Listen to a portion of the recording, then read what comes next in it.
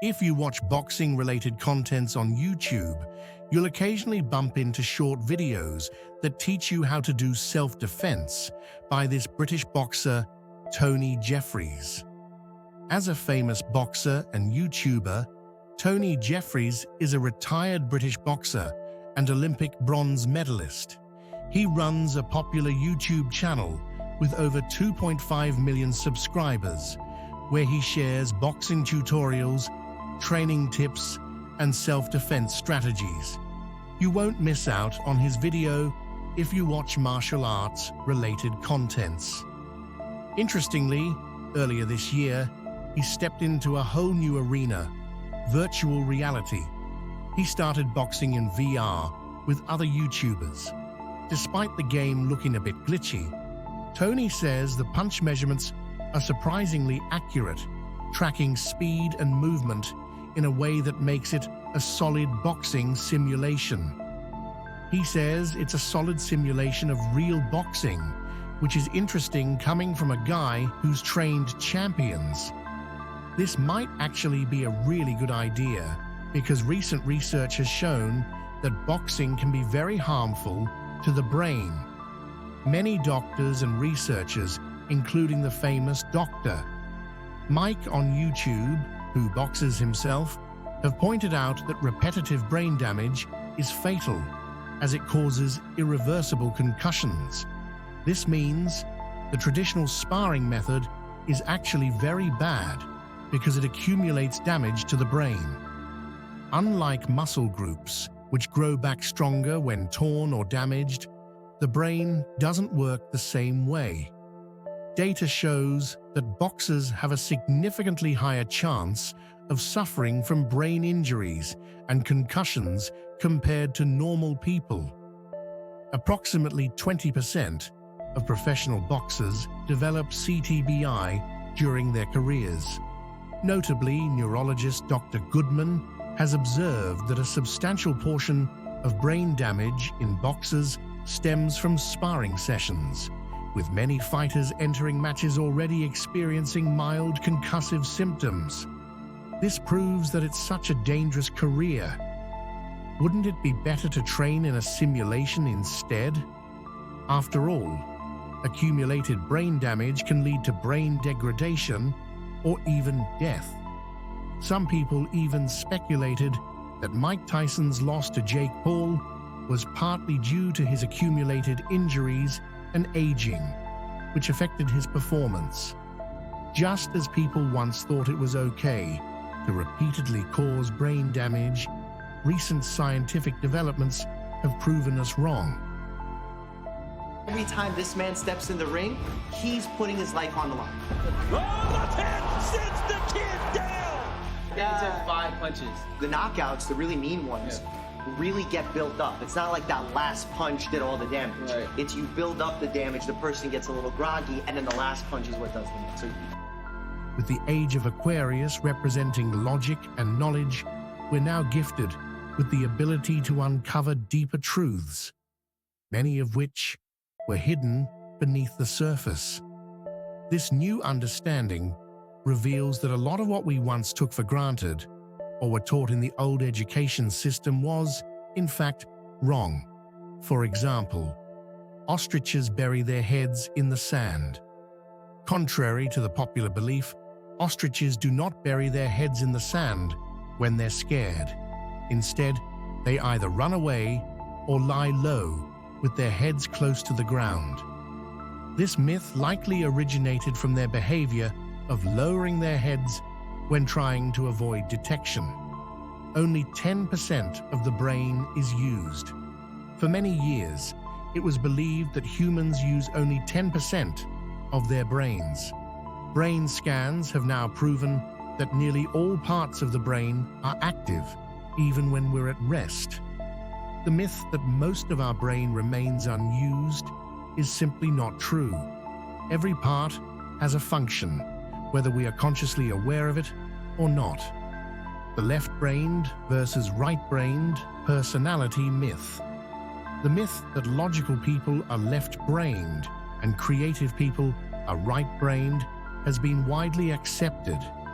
However, Modern neuroscience shows that both hemispheres of the brain work together for tasks involving creativity, logic, and reasoning. These functions aren't isolated to one side of the brain, but instead rely on multiple regions working in harmony. The tongue map myth. It was long believed that different parts of the tongue are responsible for tasting specific flavors, like sweet, salty, sour, and bitter. However, science now confirms that taste buds are actually distributed all over the tongue, and all areas can detect all flavors. This myth has been debunked, and our understanding of taste has evolved to reflect this new knowledge. Humans have only 5 senses. We were traditionally taught that humans have only 5 senses: sight, sound, touch, taste, and smell. But in reality, we have more senses that help us navigate the world, such as proprioception, body awareness, thermoception, temperature sense, and nociception, pain detection. This expanded understanding reveals how complex and interconnected our sensory systems truly are. Cracking knuckles causes arthritis. Many people believe that cracking your knuckles could lead to arthritis, but studies have found no connection between the two. The cracking sound actually comes from gas bubbles collapsing in the joint fluid, not from any damage to the bones. This myth has been debunked by research showing that knuckle cracking doesn't harm your joints. Sugar makes kids hyperactive. Parents often blame sugar for making kids hyperactive, but scientific studies have debunked this idea. The hyperactivity observed in children after consuming sugary treats is more psychological. It's often linked to the excitement of events like birthday parties, rather than the sugar itself. The idea that sugar causes hyperactivity is simply a misconception. Hair and nails keep growing after death. A creepy myth claims that hair and nails continue growing after death. However, this is not true. After death, the skin dehydrates and shrinks, giving the appearance of continued growth in hair and nails. In reality, no growth occurs once the body stops functioning. The Great Wall of China is visible from space. It's often said that the Great Wall of China is the only man-made object visible from space, but astronauts have confirmed that it's not easily seen without magnification. In fact, cities and roads are much more visible from space than the Great Wall, debunking this common myth. Lightning never strikes the same place twice. Contrary to popular belief, lightning can and does strike the same place multiple times. Tall buildings like the Empire State Building are struck by lightning hundreds of times each year. This myth is just a misconception, as lightning frequently strikes the same spot during storms. A penny dropped from a tall building can kill someone. Many have believed that dropping a penny from a tall building could be fatal, but this is simply not true. A penny doesn't have enough mass or aerodynamics to cause serious injury. It would flutter down gently, much like a leaf, rather than striking with deadly force. Goldfish have a 3-second memory. The myth that goldfish have a 3-second memory span has been debunked. In fact, goldfish can remember things for weeks or even months and are capable of recognizing their owners. This myth likely arose from a misunderstanding of their behavior, but goldfish actually have quite impressive memory abilities. The Bermuda Triangle is a mysterious death zone.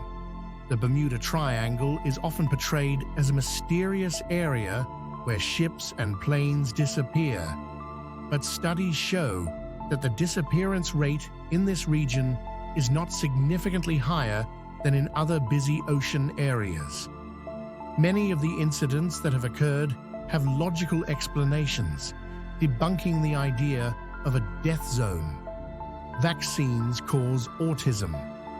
A fraudulent study published in the 1990s falsely linked vaccines to autism, but extensive research has since disproven this claim. The doctor responsible for the study lost his medical license, and subsequent studies have shown no connection between vaccines and autism, clearing up this dangerous myth. Humans evolved directly from chimpanzees. The idea that humans evolved directly from chimpanzees has been clarified by evolutionary science. Humans and chimpanzees share a common ancestor, but humans did not evolve directly from chimpanzees. This important distinction helps us understand the complexities of human evolution. Detox products cleanse your body.